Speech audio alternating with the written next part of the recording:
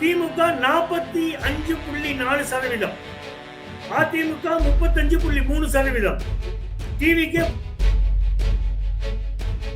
NTK 5.6%.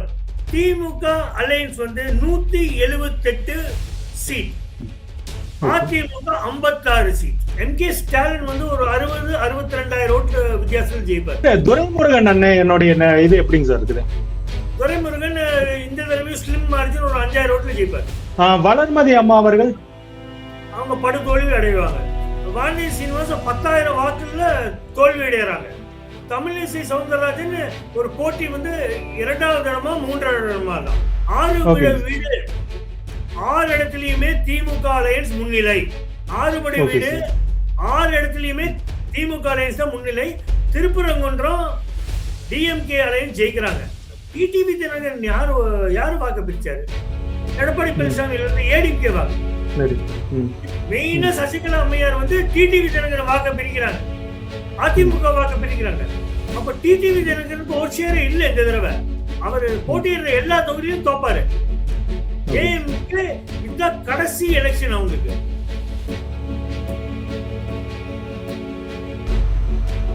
நீங்க எடுத்த survey படி பார்த்தீங்கன்னாக்க எந்தெந்த மாவட்டத்துல எத்தனை தொகுதிகளை வந்துட்டு திமுக கைப்பற்ற வாய்ப்பு இருக்கு, எத்தனை தொகுதிகள் அண்ணா திமுக கைப்பற்ற வாய்ப்பு இருக்குது மாவட்ட ரீதியா? திருவள்ளுவர் டிஸ்ட்ரிக்ட் 10 தொகுதிகள், திமுக 10 தொகுதியிலும் வெற்றி. காஞ்சிபுரம் 16 தொகுதி, சென்னை 16 தொகுதி, 16லயும் திமுக வெற்றி. காஞ்சிபுரம் 4 தொகுதி, 4 தொகுதியிலும் திமுக வெற்றி. கிருஷ்ணகிரி இல்ல வேலூர் 5 தொகுதி, 4 தொகுதியில் திமுக, 1 தொகுதியில் அதிமுக. கிருஷ்ணகிரி 6 தொகுதி, 4 தொகுதியில் திமுக, 2 தொகுதியில் அதிமுக. தர்மபுரி 5 தொகுதிகள், 2 தொகுதியில் திமுக முன்னிலை, 3 தொகுதியில் அதிமுக முன்னிலை. திருவண்ணாமலை 8 தொகுதி, 6 தொகுதியில் திமுக முன்னிலை, 2 தொகுதியில் அதிமுக. விழுப்புரம் 7 தொகுதிகள், 4 தொகுதியில் திமுக முன்னிலை, 3 தொகுதியில் அதிமுக முன்னிலை. சேலம் 11 தொகுதிகள், 7 தொகுதியில் அதிமுக முன்னிலை, 4 தொகுதியில் திமுக முன்னிலை. நாமக்கல் 6 தொகுதிகள், 4 தொகுதியில் திமுக முன்னிலை, 2 தொகுதியில் அதிமுக முன்னிலை. ஈரோடு எந்தெந்த தொகுதிகள் சார்? நாமக்கல் எந்தெந்த தொகுதிகள் திமுக இப்ப வீக்கா இருக்காங்க? ஏன்னா அது என் தொகுதி, என் மாவட்டம் கேட்டுக்கிறேன். உங்க மாவட்டம்னால நான் சொல்றேன், இவர் ஜெயிச்சிடறாருங்க ஒரு மீகர் மார்ஜின்ல. திருச்செங்கோடுல இவர் ஈஸ்வரன் ஜெயிச்சிடறாரு ஒரு 6,000 to 7,000 ஓட்ஸ் மேக்ஸிமம். அதே மாதிரி தங்கமணி வந்து பெரிய ரேஞ்ச் எல்லாம் இருக்கு, லெஸ் தென் 5,000 தான் அவர் ஜெயிக்கிறார். சரிங்களா? தோக்குற தொகுதி சொல்ல வேண்டாங்க, அப்புறம் கேண்டிடேட்ஸ் கொஞ்சம் இதாயிருவாங்க, சொல்ல வேண்டாம். ஈரோடு மாவட்டம் 8 தொகுதிகள், 5 திமுக, 3 அதிமுக. நீலகிரி 3 தொகுதியும் திமுக ஸ்வீப். கோயம்புத்தூர் 10 தொகுதி. இதுலதான் நீங்க நோட் பண்ணும், இங்கெல்லாம் வந்து வேவ் ஆரம்பிக்குது. 10 தொகுதியில் திமுக 6 தொகுதியில் முன்னிலை, 4 தொகுதியில் ஏடிஎம்கே முன்னிலை. திண்டுக்கல் 7 தொகுதிகள், 5 தொகுதியில் திமுக, 2 தொகுதியில் அதிமுக. கரூர் 4 தொகுதி, 4 தொகுதி ஸ்வீப். திருச்சி 9 தொகுதியில் டிஎம்கே ஸ்வீப். பெரம்பலூர் 2 தொகுதி, 2 தொகுதி டிஎம்கே ஸ்வீப். கடலூர் 9 தொகுதிகள், 7 தொகுதியில் திமுக முன்னிலை, 2 தொகுதி அதிமுக முன்னிலை. கடலூர் 9 தொகுதிகள், சாரி நாகப்பட்டினம் 3 தொகுதிகள், 2 திமுக, 1 அதிமுக. திருவாரூர் 4 ஸ்வீப். தஞ்சாவூர் 8 டிஎம்கே ஸ்வீப். புதுக்கோட்டை 6, 5 தொகுதியில் டிஎம்கே, 1 தொகுதியில் அதிமுக அலையன்ஸ். அப்புறம் சிவகங்கையில நோட்டிங், இது ரொம்ப இம்பார்ட்டன்ட் டிஸ்ட்ரிக்ட். 4 தொகுதிகள், 3 தொகுதிகள்ல வந்து டிஎம்கே அலையன்ஸ் லீடிங், 1 தொகுதியில அதிமுக லீடிங். அப்புறம் வந்து மதுரை 10 தொகுதிகள், 5 தொகுதியில் திமுக அலையன்ஸ், 5 தொகுதியில் ஏடிஎம்கே அலையன்ஸ். தேனி 4 தொகுதி, 3 தொகுதி டிஎம்கே அலையன்ஸ், 1 தொகுதி ஏடிஎம்கே அலையன்ஸ். ராமநாதபுரம் 4 தொகுதி, 4 தொகுதியும் டிஎம்கே ஸ்வீப். தூத்துக்குடி 6 தொகுதி, 5 தொகுதியில் டிஎம்கே, 1 தொகுதியில் ஏடிஎம்கே. திருநெல்வேலி 5 தொகுதியில் 3 டிஎம்கே, 2 ஏடிஎம்கே. கன்னியாகுமரி 6 தொகுதி, 5 DMK, 1 ADMK. Ariyalur 2 DMK sweep. Tiruppur 8 8 தொகுதியில 4 அதிமுக, 4 டிஎம்கே. அடுத்தது கள்ளக்குறிச்சி 4 தொகுதி, 3 டிஎம்கே, 1 வந்து ஏடிஎம்கே அலையன்ஸ். தென்காசி 5 தொகுதி, 3 டிஎம்கே, 2 ஏடிஎம்கே. செங்கல்பட் 7 தொகுதி, 6 டிஎம்கே அலையன்ஸ், 1 வந்து ஏடிஎம்கே அலையன்ஸ். திருப்பத்தூர் 4 தொகுதி, 2 DMK alliance, 2 ADMK alliance. Ranipet 4 தொகுதி, 3 DMK alliance, 1 ADMK alliance. Mayiladuthurai 3 தொகுதி, 3 தொகுதியும் டிஎம்கே ஸ்வீப் பண்றாங்க. சார், இப்ப நீங்க மாவட்ட ரீதியா சொன்னீங்க, மண்டல ரீதியாக எடுத்துக்கிட்டோம்னாக்கா திமுக வின்னிங் பர்சன்டேஜ் எவ்வளவு இருக்குது, அண்ணா திமுக வின்னிங் பர்சன்டேஜ் எப்படி இருக்குது? சார், தென் மண்டலம் எடுத்துட்டீங்கன்னா 58 தொகுதிகள், திமுக 44.5%, அதிமுக 36%, டிவிகே 11%, என்டிகே 6.3%, மற்றவர்கள் அது வந்து இண்டிபெண்டன்ஸ் அண்ட் நோட்டா 2.2. மத்திய மண்டலம் 37 தொகுதிகள், திமுக 47.4%, அதிமுக 35.4%, டிவிகே 9.8, என்டிகே 5.4, மற்றவர்கள் 2.2. மேற்கு மண்டலம் 50 தொகுதிகள், திமுக 43.4. இங்கதான் நோட் பண்ண வேண்டியது இருக்கு. மேற்கு மண்டலம் அதிமுக 38%, டிவிகே 12.1%, என்டிகே 4.3, மற்றவர்கள் 2.2. வடக்கு மண்டலம் 52 தொகுதிகள், திமுக 45.1, அதிமுக 37.2, டிவிகே 10.6, என்டிகே 7.1, மற்றவர்கள் 2.2. சென்னை மண்டலம் 37 தொகுதிகள், திமுக 46.7%. இங்க நோட் பண்ணிக்கோங்க. ஏடிஎம்கே 29.8%, டிவிகே 14.1%, என்டிகே 7.1, மற்றவர்கள் 2. இப்ப டோட்டலா 235 கான்ஸ்டிட்யூன்சிஸ் ஓட் பர்சன்டேஜ் பாத்தீங்கன்னா திமுக 45.4%, அதிமுக 35.3%, டிவிகே 11.5%, என்டிகே 5.6%, மற்றவர்கள் இண்டிபெண்டன்ஸ் அண்ட் நோட்டா 2.2%. இப்போ தொகுதி வைஸ் இது பாத்தீங்கன்னா சீட் கன்வர்ஷன் பாத்தீங்கன்னா தென் மண்டலத்துல வந்து திமுக 42 தொகுதியில் முன்னிலை, அதிமுக 16 தொகுதியில் முன்னிலை. மத்திய மண்டலத்துல 35 தொகுதியில் திமுக முன்னிலை, 2 தொகுதியில் அதிமுக முன்னிலை. மேற்கு மண்டலத்துல 30 தொகுதியில் திமுக முன்னிலை, 20 தொகுதியில் அதிமுக அலையன்ஸ் முன்னிலை. வடக்கு மண்டலத்துல 35 தொகுதி திமுக முன்னிலை, 17 தொகுதியில் அதிமுக முன்னிலை. சென்னை மண்டலத்துல 36 தொகுதியில திமுக முன்னிலை, அதிமுக 1 தொகுதியில் முன்னிலை. சீட் கன்வர்ஷன் இப்போ எடுத்ததுல திமுக அலையன்ஸ் வந்து 178 சீட், அதிமுக 56 சீட். இந்த தேர்தல்ல திமுக இருக்கக்கூடிய ஸ்டார் கேண்டிடேட்ஸ் இருக்காங்க இல்லைங்களா, அவங்களுடைய வெற்றி வாய்ப்புகள் எந்த அளவுக்கு இருக்கு? இதுல யாருக்கா இறங்கு முகங்கள் இருக்கிறதுக்கான வாய்ப்புகள் இருக்குதுங்களா?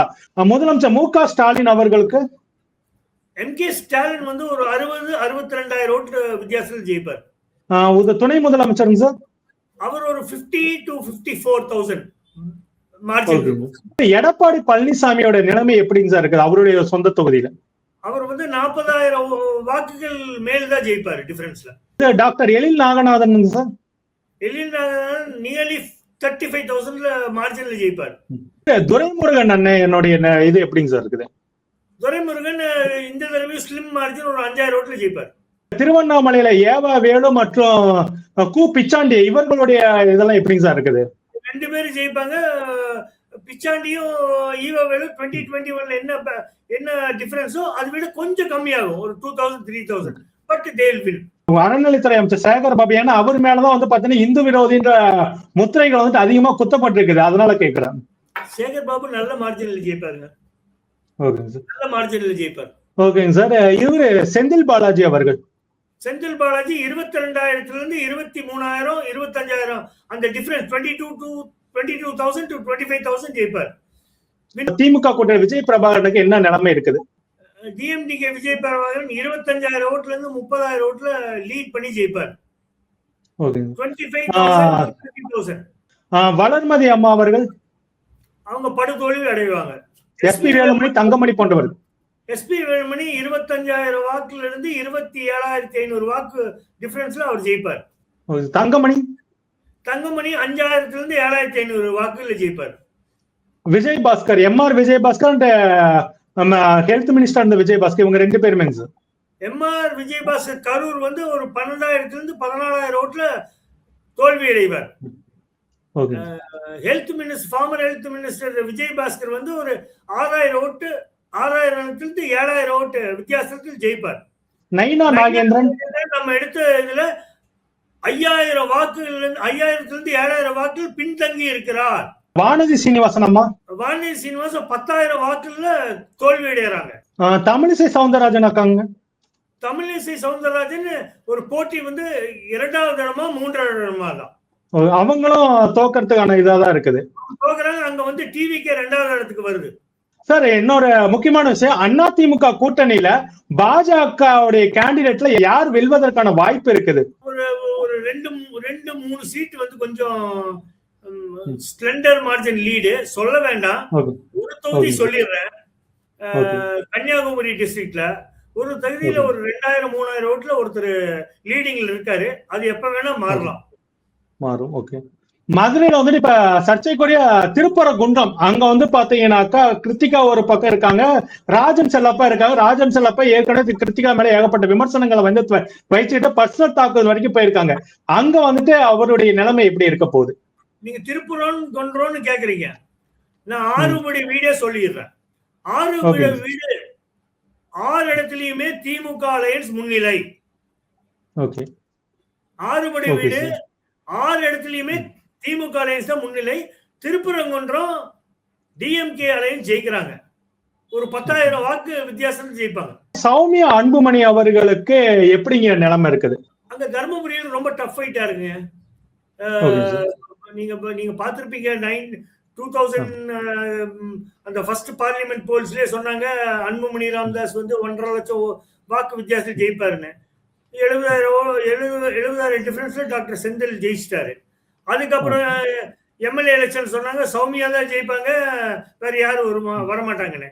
அங்கேயும் சௌமியா தோட்டாங்க.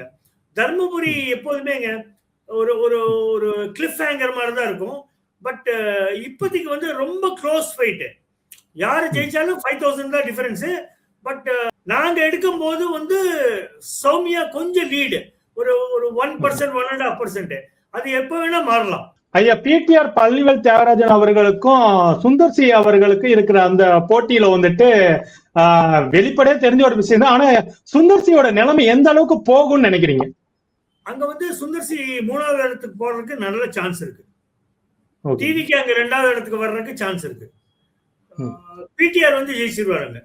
சிவி சண்முகம், சர்ச்சைக்கே உரிய சிவி சண்முகம் அவர்கள் வந்துட்டு இப்ப இந்த தேர்தல் எப்படி இருக்குது அவருக்கு? ஸ்லெண்டர் மார்ஜின்ல லீடர் இருக்காங்க. அது எப்ப வேணா மாறலாம். ஏன்னா அங்க வந்து பிஎம்கே ஓட்ஸ் டிரான்ஸ்ஃபர் ஆக மாட்டேங்குது. பிஎம்கே ஓட்ஸ் ஏடிஎம்கே டிரான்ஸ்ஃபர் ஆக மாட்டேங்குது.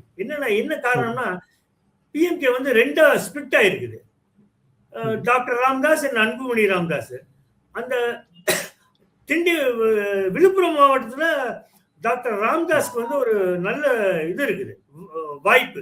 அவர் வந்து நல்ல ஸ்பிளிட் பண்றாரு. அன்புமணிக்கு ஜாஸ்தி வந்து வாக்குகள் அங்க இல்ல, இவருக்கு டாக்டர் ராமதாஸ் தான் ஜாஸ்தி இருக்கு. அதனால சிவி சண்முகம் வந்து டஃப் ஃபைட் தான். அது எந்த சைடும் போலாம். பயிற்சி நாயகன் அண்ணன் சீமான் அவர்கள் காரைக்குடியில என்ன ஆக போறாரு? காரைக்குடி வந்து காங்கிரஸ் வந்து முதலிடம் மாங்குடி, 2வது இடம் வந்து டாக்டர் பிரபு. ஃபைட் வந்து ஏஎம்எம்கேக்கும் சீமானுக்கும் தான். ஒருவேளை சீமான் வந்தா 3வது இடத்துக்கு வருவாரு. ஆனா ஒரு 20 இருந்து 21% வந்து அவர் பிரிப்பார், ஓட்டு வாக்குகள் வாங்குவார். எல்லாமே அப்படிதான் இருக்கும். மாங்குடி மட்டும் ஒரு 38% வாங்குவாரு. வேற எல்லாருமே வந்து 18, 20, 15. பட் ரொம்ப லூசர் வந்து ஏஎம்எம்கே தான். இங்க அவங்களுக்கு ஓட் டிரான்ஸ்பர் ஆகல. இந்த முக்குளத்தூர் ஓட்டு அங்க டிரான்ஸ்பர் ஆக மாட்டேங்குது. டிடிவி தினகரன் யாரு வாக்கு பிரிச்சாரு? எடப்பாடி பழனிசாமியில இருந்து ஏடிஎம்கே வாக்குதான். இப்போ ஓபிஎஸ் வந்து டிஎம்கே ஜாயின் பண்றாரு. அவர் யார் வாக்கு பிரிப்பாரு? அவர் பப்ளிக் வாக்காக பிரிப்பாரு. அவரு இவங்க வாக்கு தான் பிரிக்கிறாரு. ஏடிஎம்கே வாக்கையும் டிடிவி தினகரன். சசிகலா அம்மையார் போயிட்டு யார் வாக்கு பிரிக்கிறாங்க? மெயினா சசிகலா அம்மையார் வந்து டிடிவி தினகரன் வாக்க பிரிக்கிறாங்க, அதிமுக வாக்க பிரிக்கிறாங்க. அப்ப டிடிவி தினகரனுக்கு ஒரு ஷேர் இல்ல இந்த தடவை. அவர் போட்டியிடுற எல்லா தொகுதியிலும் தோப்பாரு. ஏஎம்கே இதுதான் கடைசி எலெக்ஷன் அவங்களுக்கு. அவங்க எல்லாம் அவங்க இந்த பாலிடிக்ஸ் எல்லாம் இந்த ஜாதி இது பாலிடிக்ஸ் பண்றாங்க இல்லைங்க டிடிவி தினகரன், அது வந்து ஃபெயில் ஆயிரும். ஏன்னா சசிகலா அம்மையாரும் ஓபிஎஸும் வந்து நியூட்ரலைஸ் பண்ணி போலரைஸ் பண்ணிட்டாங்க ஓட்ஸை. இப்போ இது வந்து பெரிய டிராபேக் வந்து ஏடிஎம்கேக்கு தான். ஏடிஎம்கேக்கு உழுகுற ஓட்டு வந்து இப்போ வந்து சசிகலா பிரிக்கிறாங்க, ஓபிஎஸ் பிரிக்கிறாரு. தமிழக மக்கள் வந்து ரொம்ப தெளிவாதான் இருப்பாங்களே தவிர்த்து இது அயோத்தி மாதிரி ஆக்கலாமே, இதுல என்ன தவறுன்னு கேக்குறாருன்னா அப்ப அவர் எந்த அளவு இவருக்கு அறிவு இருக்கு நயினார் நாகேந்திரன் அவர்களுக்குன்னு இதுலயே மக்கள் தெளிவா புரிஞ்சிருப்பாங்க. அப்ப நீங்க என்ன சொல்ல வரீங்க? நேரடியா நாங்க அப்படிதான் பண்ணுவோம், நாங்க பிஜேபியை உள்ள நுழைக்கிறதுக்கு RSS மூலமா எல்லா காரியங்களையும் நாங்க இதெல்லாம் வந்து ஒரு சின்ன சின்ன விஷயங்கள் அப்படியே குட்டி குட்டியா அரிச்சு அப்படியே பெரிய பூதாகரமா ஆக்கி அதுல ஒரு சந்தோஷப்படுறதுதான் பிஜேபியோட நோக்கம். என்னன்னா தமிழக மக்களுடைய நிம்மதியை கெடுக்கும்.